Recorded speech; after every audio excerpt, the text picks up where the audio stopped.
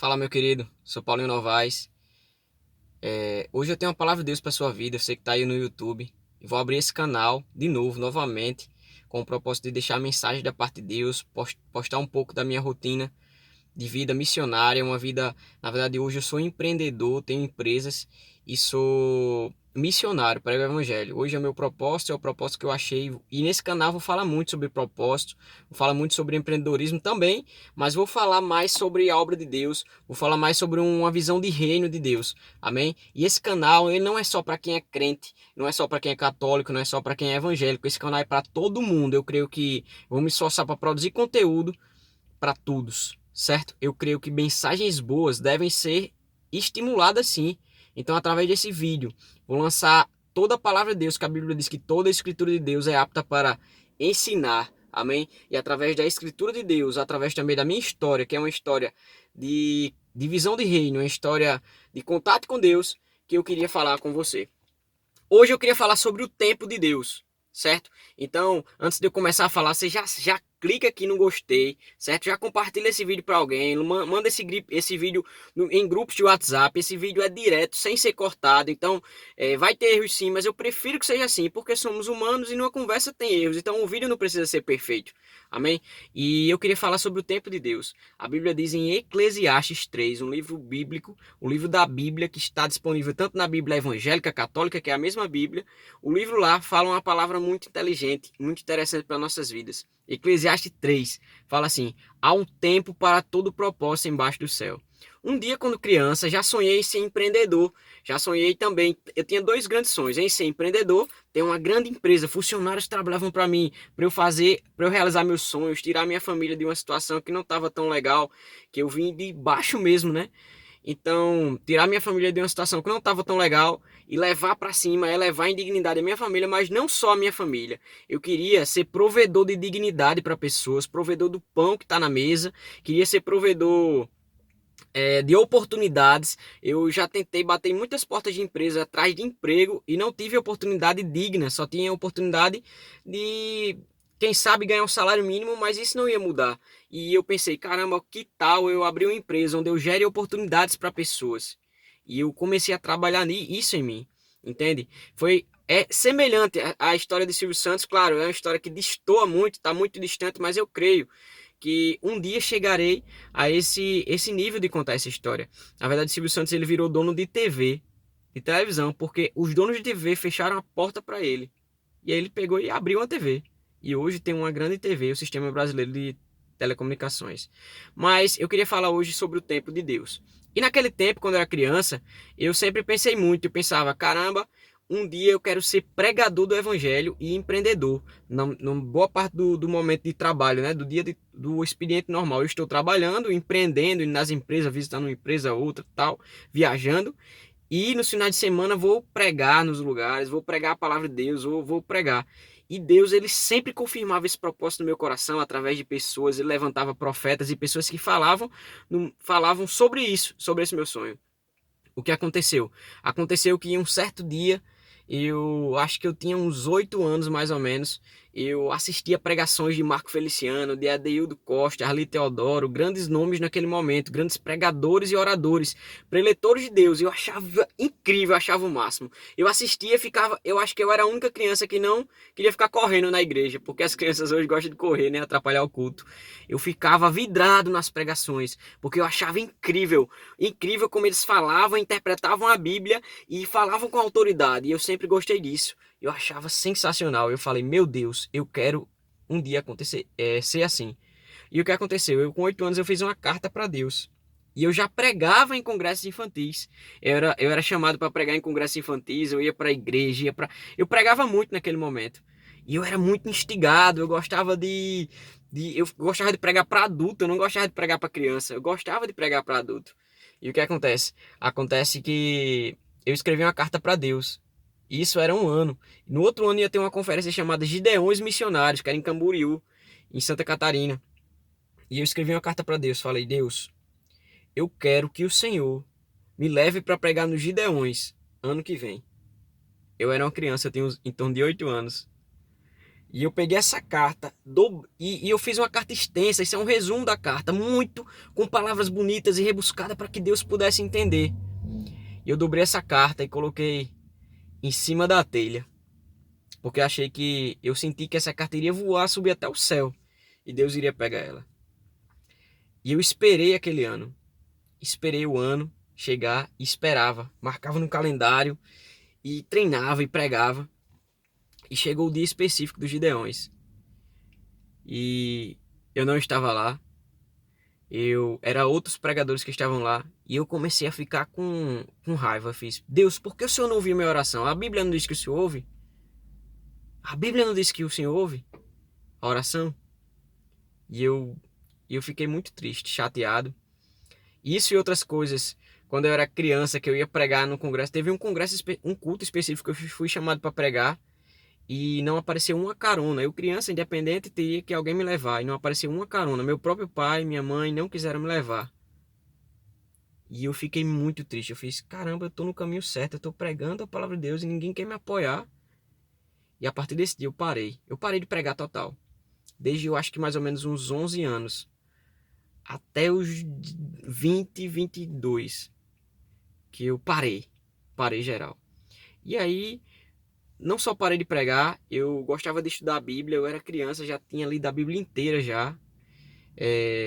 Eu parei de estudar a Bíblia, parei de orar, parei de ter comunhão, porque eu tinha muita comunhão com Deus. Eu orava e as pessoas eram curadas. Eu, eu dava profecias e aconteciam as coisas. Eu falava, Deus revelava a vida das pessoas para mim, sem eu nem conhecer a pessoa. E eu falava para ela, a pessoa achava incrível. Isso eram dons espirituais que já tinham sido me dados. E a Bíblia diz também, não desprezes o dom que há em ti.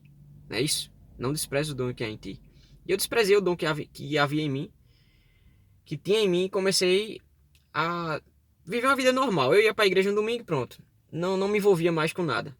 E voltava para casa, ia estudar na escola direitinho. Sempre meus pais me colocaram bem na escola mesmo. Isso eu devo dar graças a ele, por isso, a eles. E no tempo do início da adolescência eu comecei a querer ser aceito, mais aceito, porque mesmo não estando dentro da casa assim, ativo na casa de Deus, pregando mais, ou lendo a Bíblia, eu sempre tive temor. Desde a minha infância, eu nunca lembro um dia que eu não tive temor a Deus, porque eu conhecia Ele de perto. Eu conhecia Ele de muito perto, então eu tinha temor a Ele, entende? E desde a infância, assim, eu nunca perdi o temor. E no início da adolescência, meus amigos, no tempo do ensino médio, do primeiro ano, eu cheguei lá com muito temor. Eu sempre cheguei com muito temor e cheguei numa sala onde tinham pessoas de vários pensamentos. E naquele momento, tinha momentos onde eles falavam palavrões. E eu até passava vergonha, porque eu falava, meu irmão, tu falou uma palavra que não agrada a Deus. Todo mundo ria, caçoava, tirava onda, e eu virei motivo de zombaria. E teve uma certa ocasião onde o cara vieram com um vídeo pornográfico e mostraram pra mim. E eu virava o rosto naquele momento, eu não queria ver. E eles também zombavam muito, tiravam onda. E por algum momento eu me deixei levar. Fui me deixando levar. Eu cansei de ser motivo de zombaria e fiz, não, eu acho que eu que tô errado e eles estão normais. Então eu preciso me adequar a eles. E comecei a fazer isso, me adequar a eles. Me conformar com o mundo, não me transformar. Me conformar com o mundo. E comecei a me conformar com o mundo. E aí eles começaram a ficar mais amigos meus, eu comecei a ficar mais aceito, comecei a me vestir igual a eles, comecei a parecer com eles, comecei a cada dia mais a parecer com eles e parecia, e a cada dia mais eu saía com eles, a minha forma de falar era com eles, e era notável que eu estava mudando, entende? Lembra do começo que eu falei da carta? Aquele sonho já estava adormecido, eu não queria nem mais saber disso, eu queria viver minha vida, procurar uma felicidade, porque eu tinha esquecido que eu já tinha. Eu tinha esquecido, como dizem a frase, que eu era feliz e já sabia. E eu comecei a parecer com eles. E com tudo isso eu comecei a sair. As meninas do mundo, né? As meninas da igreja já gostavam muito de mim. Mas as meninas do mundo não me aceitavam. E aí eu comecei a parecer com um cara do mundo para poder atrair as meninas do mundo. E as meninas do mundo começaram a gostar de mim, começaram a me aceitar e tal, começaram, entende? Começaram a me aprovar e eu gostava, e eu saía com elas e tal. E foi aí que eu comecei a beber. Na verdade, eu bebia, ficava bêbado, mas dentro de mim eu sentia um grande incômodo. Toda vez que eu ia para uma festa, para um barzinho, que eu saía com meus amigos, eu ria por fora, mas por dentro algo gritava. Algo falava: "Ei, seu lugar não é aí.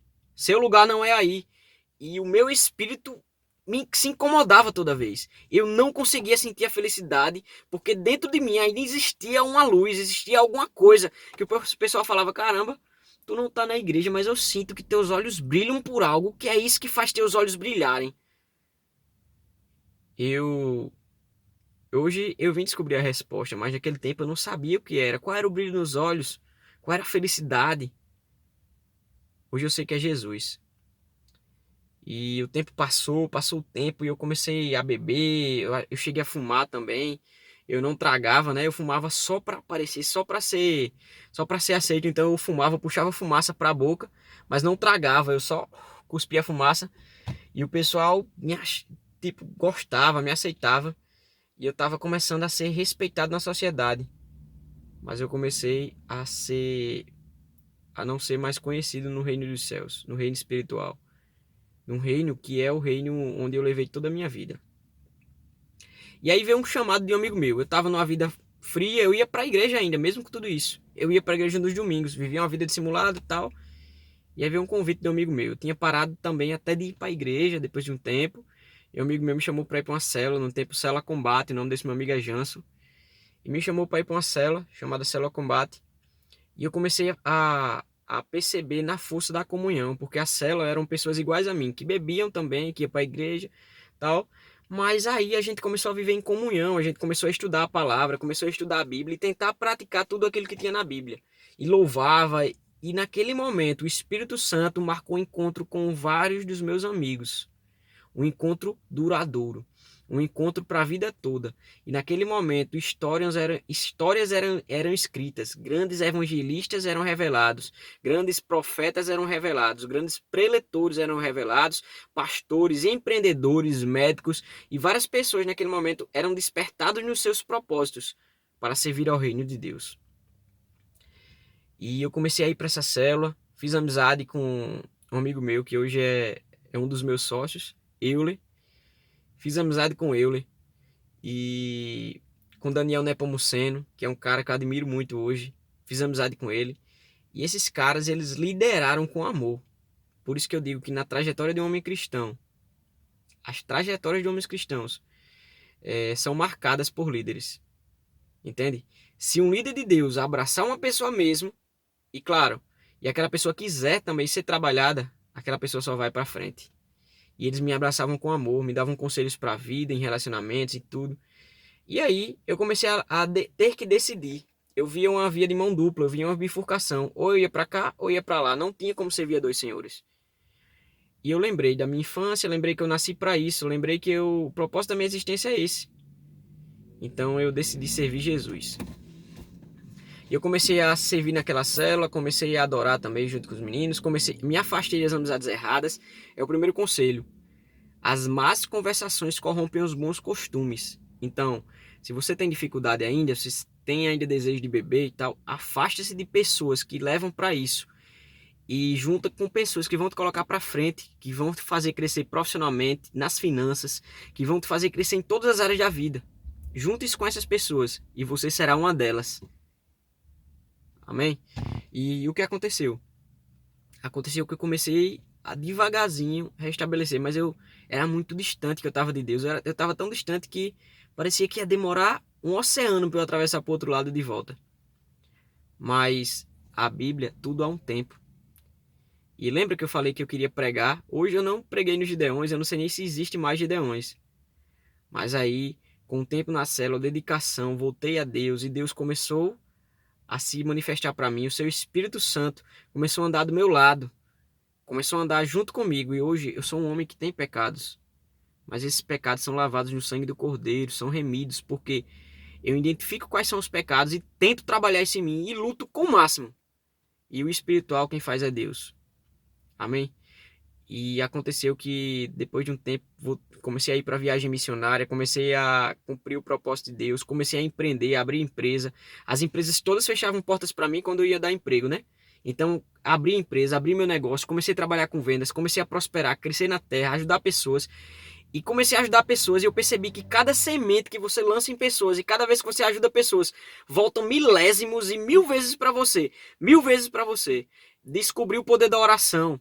Descobri que tudo pode ser conseguido na oração. Nada é impossível. Se você tem uma doença terminal, você consegue resolver e ser curado através da oração.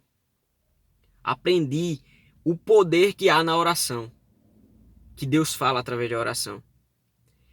E depois de tanto ir para viagens missionárias, voltei à comunhão com Deus, voltei a ver Deus no dia a dia, comecei a estar apaixonado por Jesus. E ano passado, eu estava dentro de um ônibus de uma viagem missionária e Deus falou comigo, falou, olha, você vai ser líder, falou com 2 amigos meus, você vai ser líder de um projeto missionário, de um projeto que a gente faz pregando a palavra de Deus nas cidades. E esse ano eu virei líder desse projeto. Hoje temos mais de 70 pessoas atuantes. Nas viagens, mais de 50 pessoas no grupo.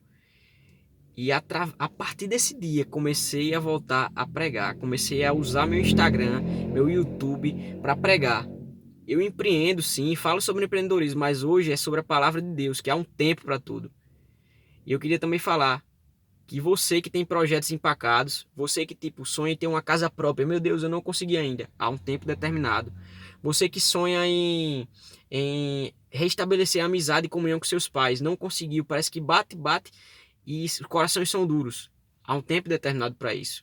Você que sonha em casar, ter um filho, ter uma família, ter um filhinho, não se preocupe, há um tempo determinado para isso. E isso vai maturar.